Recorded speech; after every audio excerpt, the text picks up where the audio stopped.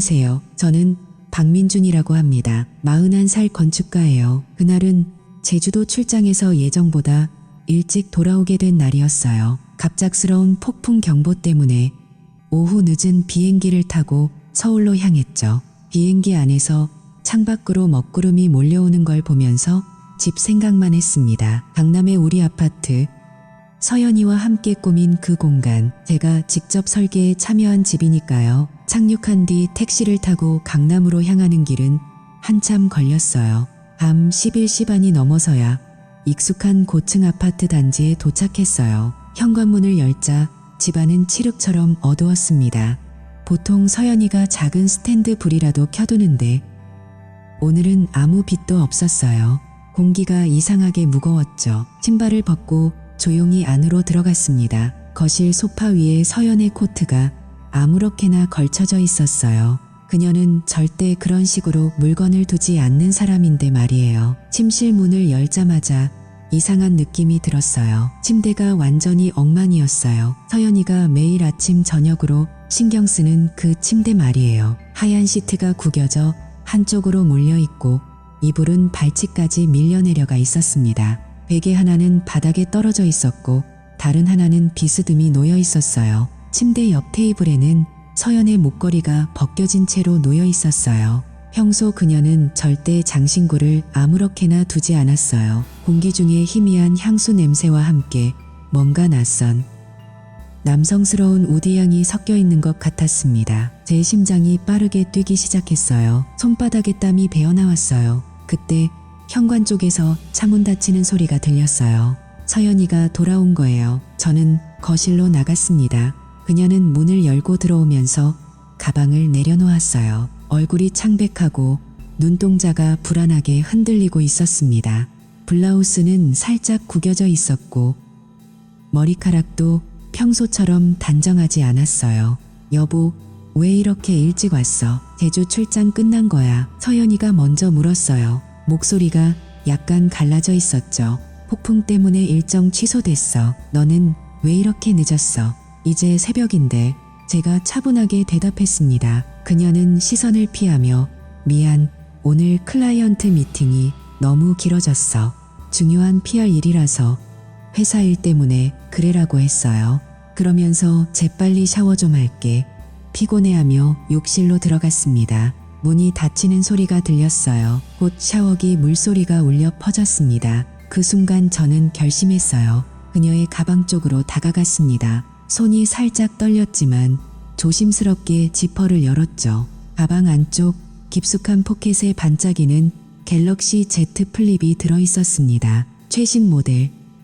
제가 본 적 없는 새 폰이었어요. 화면을 켜보니 잠금 화면이 없었어요. 바로 메시지 앱이 떠올랐습니다. 상대 이름은 도진 오빠였어요. 수십 개의 대화가 쌓여 있었습니다. 오늘 가평 빌라에서 너무 행복했어. 당신 품이 정말 따뜻해요. 다음에 또 가자. 사진 봤어. 내가 보낸 거. 당신만 보면 심장이 뛰어. 다음 주말 호숫가 빌라 예약했어. 우리만의 시간 갖자. 필라테스 끝나고 바로 출발할게. 그리고 첨부된 몇 장의 사진. 서연이 웃으며 누군가의 가슴에 기대어 있는 모습. 입술이 가까이 붙어 있는 사진. 그리고 더 친밀한 포즈의 이미지들이었어요. 제 손이 부들부들 떨리기 시작했어요. 분노가 목까지 치밀어 올랐지만 소리를 내지 않으려고 이를 악물었어요. 저는 빠르게 모든 대화 기록과 사진을 제 개인 이메일로 전송했습니다. 한 장 한 장 꼼꼼히 확인하면서도 손가락이 제대로 움직이지 않았어요. 전송 완료 버튼을 누른 후 폰을 정확히 원래 위치에 넣어두었죠.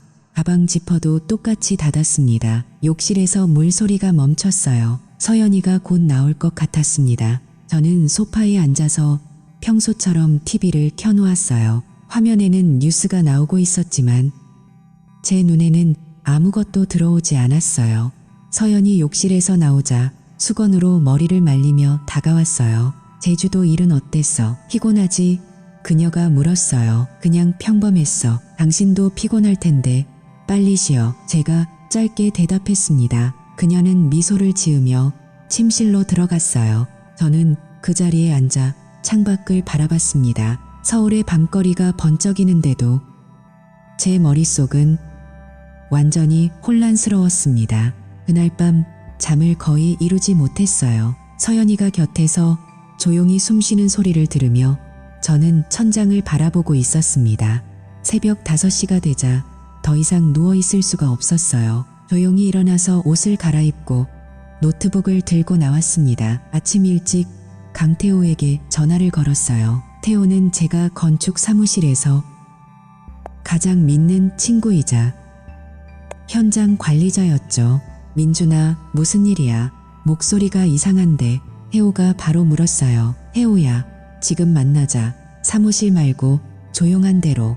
우리는 강남역 근처 작은 카페에서 만났습니다. 제가 서연이 가방에서 발견한 폰 이야기, 그 메시지와 사진들을 모두 보여주었어요.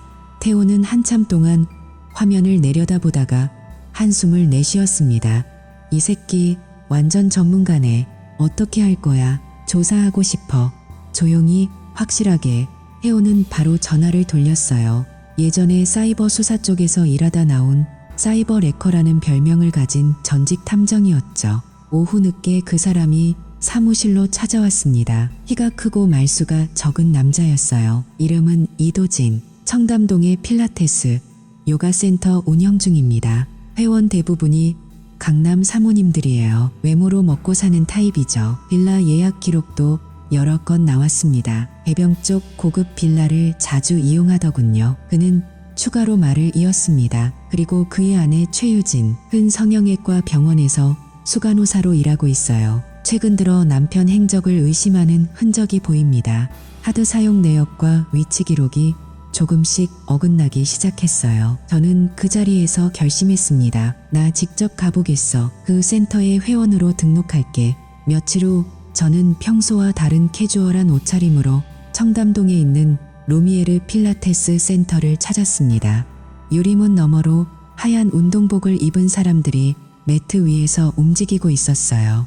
접수대에서 회원 등록을 하면서 자연스럽게 물었죠. 개인 레슨 가능한가요? 아내가 추천해줘서 왔는데. 접수 직원이 미소 지으며 네, 가능합니다. 오늘 오후에 도진 선생님 레슨이 한 자리 비어 있어요 라고 했어요. 레슨룸으로 들어가자 이도진이 이미 기다리고 있었습니다. 키가 크고 어깨가 넓었으며 미소가 밝고 목소리가 부드러웠어요.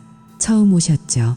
박민준 씨, 편하게 따라오세요. 그가 제 이름을 부르는 순간 가슴이 철렁 내려앉았습니다. 우리는 매트 위에서 기본 동작을 시작했어요. 그가 제 허리를 잡아 자세를 바로잡아줄 때 저는 애써 감정을 숨겼습니다. 1시간 동안 레슨이 끝난 뒤 탈의실로 향하는 복도에서 우연처럼 최유진과 마주쳤어요. 그녀는 병원 유니폼 대신 편한 코트 차림이었지만 눈빛이 날카로웠습니다. 피곤해 보이면서도 경계심이 가득한 눈. 저는 용기를 내서 다가갔어요. 최유진 씨 되시죠? 저는 박민준이라고 합니다. 아내가 김서연이라고 하는데 혹시 아시나요?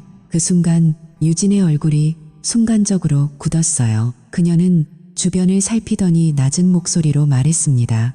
여기서 이야기하기는 좀 그렇네요. 조용한 데로 가시죠. 우리는 센터에서 2블록 떨어진 작은 카페로 자리를 옮겼습니다. 한가 구석자리, 사람이 거의 없는 오후 시간이었어요. 커피를 앞에 두고 우리는 한참 동안 서로를 바라보기만 했습니다. 유진이 먼저 입을 열었어요.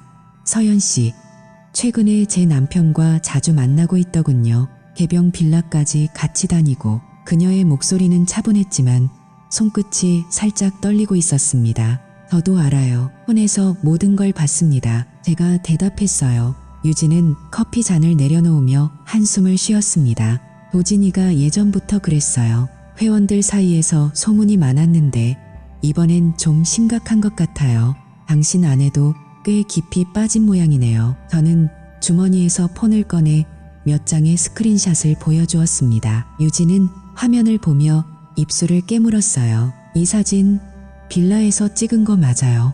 저도 비슷한 증거를 모으고 있었어요. 카드 명세서, 위치 기록, 그리고 호텔 영수증까지.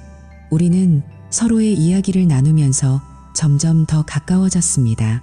같은 아픔을 가진 두 사람, 분노와 배신감, 그리고 앞으로 어떻게 해야 할지에 대한 고민. 이대로 둘 수는 없어요. 유진이 조용히 말했어요. 맞아요. 하지만 서두르지 말고 확실하게 해야 합니다. 제가 대답했습니다. 카페를 나서기 전 유진이 제게 명함을 건넸어요. 필요하면 언제든 연락하세요. 우리 함께 대처하죠. 그녀의 눈빛에는 피곤함과 함께 결의가 서려 있었습니다. 저는 고개를 끄덕이며 명함을 받아들었어요. 강남의 저녁거리를 걸으며 저는 생각했습니다. 이제 시작이구나. 이 모든 게 끝나려면 아직 멀었지만 적어도 혼자가 아니라는 사실이 조금은 위로가 되었습니다. 그날 밤 집에 돌아왔을 때 서연이는 여전히 평소처럼 미소 지으며 저를 맞이했어요. 오늘도 늦었네. 피곤하지 조금. 샤워하고 잘게. 저는 욕실로 들어가면서도 머릿속으로는 청담동 필라테스 센터와 최유진의 그 날카로운 눈빛을 떠올리고 있었습니다. 카페를 나선 뒤로 며칠이 지났어요. 최유진과 저는 메시지로만 연락을 주고받았습니다. 서로의 상황을 조심스럽게 확인하면서요. 그러다 다시 만난 건 그 카페에서였어요. 이번에는 창가 자리가 아니라 더 안쪽 조용한 테이블로 앉았죠. 유진은 커피 대신 따뜻한 녹차를 시켰습니다. 그녀의 손가락이 잔을 쥔 채 살짝 떨리고 있었어요. 민준 씨, 솔직히 말씀드릴게요. 유진이 낮은 목소리로 시작했어요. 서연 씨가 도진이의 첫 번째 상대가 아니에요. 훨씬 전부터예요. 제가 병원에서 일하면서 알게 된 몇몇 사모님들, 그분들도 같은 패턴이었어요. 처음엔 그냥 운동지도라고 생각하다가 점점 마음을 빼앗기고 결국 가평 빌라로 끌려가죠. 그녀는 가방에서 작은 노트를 꺼냈습니다. 몇 장의 메모와 이름 목록이 적혀 있었어요. 도진이는 심리 조작을 아주 잘해요. 집에서 남편한테 받는 압박, 외로움, 외모에 대한 불안, 그런 걸 정확히 파고들어요. 당신은 특별해요. 나만이 당신을 이해해요. 하면서요. 그리고 빌라는 그의 할머니가 물려준 곳인데 호수 근처에 있어서 외부와 완전히 차단돼 있어요. 한번 들어가면 빠져나오기 힘들죠. 제가 아는 한 여성은 결국 이혼당하고 회사에서도 나가야 했어요. 도진이가 사진을 돌린 적이 있거든요. 저는 그 말을 듣고 주먹을 꽉 쥐었어요. 서연이가 그런 식으로 매니퓰레이트 되고 있다는 생각에 속이 뒤집혔습니다. 그럼 우리는 어떻게 해야 하죠? 제가 물었어요. 유진은 눈을 마주치며 대답했습니다. 시끄럽게 싸우는 건 의미 없어요. 증거를 모아서 확실하게 끝내야 해요. 카드 명세서, GPS 기록, 빌라 출입 사진. 모두 다 우리는 그 자리에서 연맹이라고 이름 붙였어요. 그냥 둘이서만 아는 작은 계획이었죠. 유진은 병원에서 도진이의 카드 사용 내역을 몰래 확인할 수 있는 방법을 알았고 저는 건축가로서 가평 빌라 주변을 자연스럽게 조사할 핑계를 만들 수 있었어요. 다음 주부터 우리는 움직이기 시작했습니다. 유진이 먼저 도진이의 최근 카드 내역을 보내왔어요. 가평 주유소, 고급 와인숍, 그리고 빌라 근처 레스토랑 영수증이 줄줄이 나왔습니다. 저는 주말에 혼자 차를 몰고 가평으로 갔어요. 빌라가 있는 호숫가 근처에 주차하고 멀리서 망원경으로 지켜봤죠. 검은색 SUV가 들어가는 걸 확인하고 조용히 사진을 찍었습니다. 서연이의 차 번호판이 희미하게 보이는 순간 가슴이 철렁했어요. 집에서는 서연이가 여전히 완벽한 아내 역할을 하고 있었습니다. 여보, 오늘도 늦게까지 회의였어. 클라이언트가 너무 까다로워서. 그녀가 저녁 식탁에서 미소 지으며 말했어요. 접시에는 제가 좋아하는 갈비찜이 놓여 있었죠. 그래, 고생 많았네. 천천히 먹어. 저는 평소처럼 대답하면서도 속으로는 그녀의 거짓말을 하나하나 기억하고 있었습니다. 밤이 되면 서연이는 샤워를 하고 일찍 잠자리에 들었어요. 저는 거실 소파에 앉아 유진에게 받은 자료를 정리했습니다. GPS 기록을 보니 서연이의 폰이 가평 빌라 근처에서 자주 켜져 있었어요. 유진도 비슷한 증거를 계속 보내왔습니다. 도진이가 다른 여성과 만난 기록, 심지어 빌라 안에서 찍힌 사진 한 장까지 유진이 어떻게 구했는지는 묻지 않았어요. 어느 날 저녁 유진과 다시 카페에서 만났습니다. 그녀는 피곤한 얼굴로 앉아 있었지만 눈빛은 더 단단해져 있었습니다. 민준 씨, 이 정도면 충분할 것 같아요. 빌라 출입 기록만 해도 3번이나 확인됐어요. 서연 씨 차가 들어간 날짜와 도진이 카드로 결제한 날짜가 정확히 일치해요. 저는 고개를 끄덕였어요. 이제 어떻게 할까요? 바로 대면할까요? 아직은 아니에요. 조금 더 모아야 해요. 도진이가 어떤 식으로 여성들을 조종하는지 더 구체적인 증거가 필요해요. 만약 그가 사진을 이용해 협박한다면 우리도 대비해야 하니까요. 우리는 그날 계획을 더 세밀하게 짰습니다. 유진은 병원 스케줄을 조정해 도진이의 움직임을 더 자주 확인하기로 했고, 저는 건축 프로젝트 핑계로 가평 쪽을 더 자주 드나들기로 했어요. 집으로 돌아오는 길, 차 안에서 라디오가 흘러나왔지만 제 귀에는 아무 소리도 들리지 않았습니다. 서연이가 집에 도착해 오늘도 수고했어 하며 웃는 얼굴을 떠올리자 가슴이 답답해졌어요. 그녀는 아직도 제가 아무것도 모른다고 믿고 있겠죠. 그리고 그 밤 침대에 누워 서연이의 규칙적인 숨소리를 들으며 저는 생각했습니다. 이제 우리는 진짜로 움직이기 시작했어요. 이 연맹이 얼마나 오래 갈지는 모르지만 적어도 더 이상 혼자서 이 아픔을 견디지 않아도 된다는 사실이 조금은 위안이 되었습니다. 서연이가 살짝 몸을 뒤척이며 제 팔에 손을 올렸어요. 저는 그 손을 조용히 내려놓고 천장을 바라보았습니다. 어둠 속에서 가평 호수의 검은 물결과 빌라의 불빛이 자꾸만 떠올랐어요. 그 주말 아침 저는 서연이에게 평소와 다름없이 말했어요. 오늘은 공사 현장 때문에 종일밥, 저녁 늦게나 들어올 거야. 밥은 알아서 먹어. 서연이는 커피를 마시며 미소 지었어요. 알았어, 조심해서 다녀와. 너무 무리하지 마. 그녀의 목소리는 부드럽고 눈빛은 평소처럼 다정했죠. 저는 현관문을 닫고 나서면서도 그녀가 곧 전화기를 들고 메시지를 보낼 거라는 걸 알고 있었습니다. 차를 몰고 아파트 단지를 빠져나온 뒤 근처 카페에 주차하고 기다렸어요. 1시간쯤 지나자 서연이의 차가 지하 주차장에서 나오는 게 보였습니다. 저는 천천히 따라가지 않고 집으로 다시 올라갔어요. 문을 열자 집안은 조용했습니다. 최유진은 이미 도착해 소파에 앉아 있었어요. 그녀는 제게 가볍게 고개를 끄덕였습니다. 우리는 아무 말 없이 테이블 위에 준비한 자료를 펼쳐놓았어요. 사진, 메시지 프린트, 카드 명세서, GPS 기록, 그리고 가평 빌라 출입 사진까지 모두 깔끔하게 정리된 파일이었습니다. 오후 3시 반쯤 현관문이 열리는 소리가 났어요. 서연이가 들어왔습니다. 블라우스는 살짝 구겨져 있고 머리카락 끝이 젖어 있었어요. 그녀는 신발을 벗다 말고 거실을 보고 멈칫했습니다. 저와 유진이 나란히 앉아 있는 걸 본 순간 그녀의 얼굴이 하얗게 질렸어요. 여보, 유진 씨는 왜 여기 있어? 서연이의 목소리가 갈라졌습니다. 가방을 내려놓는 손이 떨리고 있었어요. 저는 천천히 일어나서 테이블 위에 자료를 가리켰어요. 이제 그만 연기 그만해. 다 알아. 서연이는 테이블로 다가오다 말고 다리가 풀린 듯 주저앉았습니다. 그녀의 눈이 사진 한 장에 멈췄어요. 가평 빌라 테라스에서 도진과 키스하는 모습이 선명하게 찍혀 있었습니다. 이게 어떻게? 그녀가 중얼거렸어요. 손으로 입을 막았지만 이미 늦었죠. 저는 주머니에서 그 갤럭시 Z 플립을 꺼내 그녀 앞에 던졌습니다. 폰이 테이블 위에서 미끄러지며 멈췄어요. 내 가방에서 찾았어. 비밀번호도 없던데. 편하게 읽었지. 서연이는 폰을 바라보다가 고개를 저었어요. 눈물이 뚝뚝 떨어지기 시작했습니다. 민준아, 미안해. 나도 모르게. 그때 현관문이 거칠게 열리는 소리가 들렸어요. 이도진이 헐레벌떡 들어왔습니다.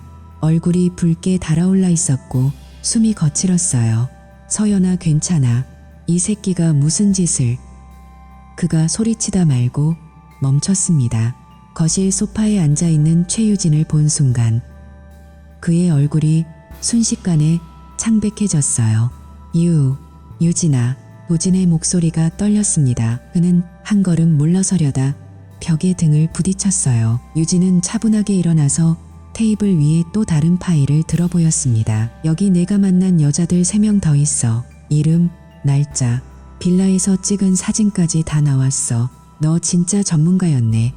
도진은 입을 벌린 채 아무 말도 못했어요. 그의 시선이 테이블 위를 훑었고 특히 한 여성의 사진에서 오래 머물렀습니다. 제가 아는 바로는 그 여성이 도진 때문에 이혼하고 회사까지 그만둔 사람이라고 했죠. 저는 도진을 향해 조용히 말했습니다. 앉아, 이야기 좀 하자. 도진은 잠시 망설이다가 결국 소파 끝에 앉았어요. 그의 어깨가 축 늘어져 있었습니다. 평소에 그 밝고 자신만만한 미소는 어디에도 없었어요. 민준 씨, 아니, 선생님, 이건 오해예요. 서연 씨가 먼저. 그가 변명하려고 했지만 저는 손을 들어 제지했습니다. 변명은 그만, 증거는 이미 충분해. 카드 내역, 위치 기록, 빌라 예약 기록까지. 너가 가평 빌라를 특별한 공간이라고 부르며 여성들을 유인한 것도 다 알아. 그리고 사진으로 협박한 적도 있었지. 도진의 얼굴이 더 창백해졌습니다. 그는 유진을 힐끔 바라보았지만 그녀는 차갑게 고개를 돌렸어요. 서연이는 바닥에 주저앉은 채 울고 있었습니다. 여보, 나 정말 미안해. 나도 모르게 빠져들었어. 도진 오빠가. 저는 서연이를 내려다보며 말했습니다. 지금은 사과할 때가 아니야. 앞으로 어떻게 할지 이야기해야지. 유진이 서류를 하나 더 내밀었어요. 이건 변호사에게 이미 보여준 초안이야. 이혼 서류와 위자료 청구. 도진이 너도 준비해. 병원 쪽에서도 내 행적을 알게 되면 좋을 일이 없을 거야. 도진은 손으로 얼굴을 쓸어내렸습니다. 그의 손가락 사이로 땀이 흘러내리고 있었습니다. 제발.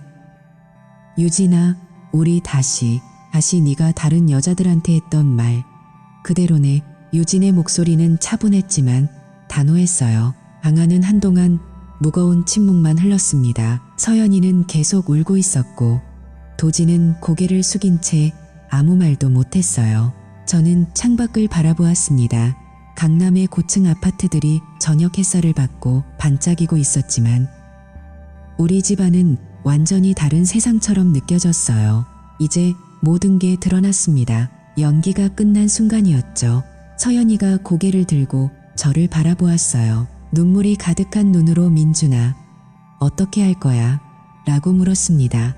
저는 그녀를 똑바로 바라보며 대답했습니다. 이제부터는 우리 각자가 책임져야 할 때야. 도진은 여전히 소파에 앉아 자신의 손을 내려다보고 있었습니다. 그의 어깨가 작게 떨리고 있었어요. 유진은 그를 한 번도 다시 보지 않았습니다. 강남의 그 완벽했던 아파트에서 우리 4사람의 이야기는 그렇게 끝을 향해 가고 있었습니다. 하지만 아직 마무리는 아니었어요. 진짜 대화가 이제 시작이었으니까요. 그날 밤 우리 4사람은 더 이상 아무 말도 하지 않았어요.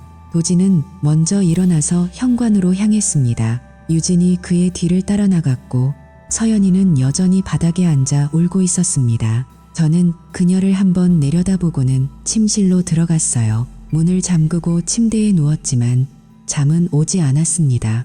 다음 날 아침 일찍 저는 이미 준비한 봉투들을 들고 나왔어요. 총 16개의 봉투였습니다. 각 봉투 안에는 서연이와 도진의 메시지, 사진, 카드 명세서, GPS 기록, 그리고 가평 빌라 출입 증거가 모두 들어 있었습니다. 익명으로 보냈어요. 서연이가 일하는 대형 엔터테인먼트 회사 이사회, 도진센터의 VIP 회원들, 그리고 눈이 먼 앱 내부 커뮤니티에 퍼뜨릴 수 있는 익명 계정까지. 봉투를 우체국에 넣고 나오면서도 손이 차가웠습니다. 이제 되돌릴 수 없다는 걸 알았어요. 그날 오후부터 일이 시작됐습니다. 먼저 도진의 센터의 회원들이 몰려오기 시작했어요. 카드를 해지하겠다는 전화가 빗발쳤고 온라인 커뮤니티에는 청담 필라테스 강사, 이도진, 강남 사모님들 유혹 전문이라는 제목의 글이 올라왔습니다. 사진들이 빠르게 퍼졌어요. VIP 회원들 단톡방에서도 난리가 났죠. 하루 만에 회원 10명 중 7이 탈퇴했습니다. 서연이 회사 쪽도 마찬가지였어요. 이사회에 증거가 도착한 지 몇 시간 만에 긴급 회의가 열렸습니다. 그녀가 PR 디렉터라는 직함 때문에 회사 이미지가 중요했기 때문이었죠. 오후 5시가 되자 서연이에게 해고 통보가 내려왔습니다. 저는 집에 있었어요. 서연이가 문을 벌컥 열고 들어왔을 때 그녀의 얼굴은 완전히 망가져 있었습니다. 민준아, 회사에서 잘렸어. 어떻게 된 거야? 누가?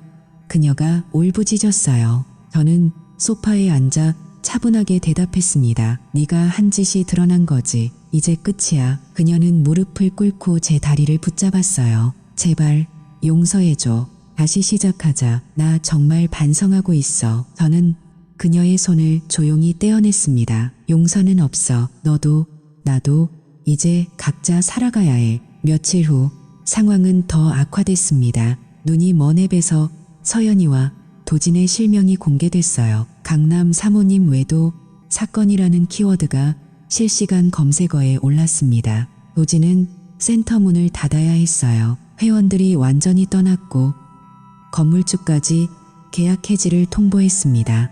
그는 결국 서울을 떠났다는 소식이 들려왔어요. 강원도 쪽으로 내려갔다고 하더군요. 서연이는 더 처참했어요. 그녀의 부모님은 전화를 받지 않았고 동생마저 언니 때문에 가족망신 다 시켰다며 연락을 끊었습니다. 어느 날 그녀가 출근하듯 나갔다가 돌아올 때 아파트 지하 주차장에서 누군가 계란을 던졌습니다. 차 유리창에 노른자가 흘러내리는 걸 그녀가 직접 찍어 보내왔어요. 민준아, 나 어떻게 살아?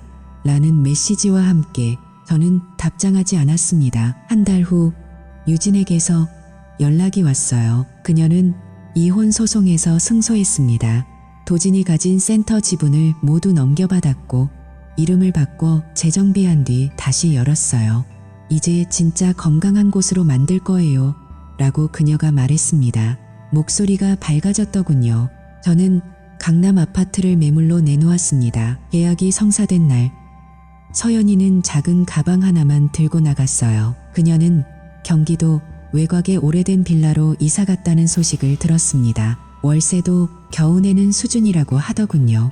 저는 새로 작은 오피스텔을 구했습니다. 창밖으로 한강이 보이는 조용한 곳이었어요. 아침에 일어나 커피를 타 마시며 예전처럼 설계도면을 그리기 시작했습니다. 가슴 한구석이 여전히 아팠지만 그 아픔은 점점 가벼워졌어요.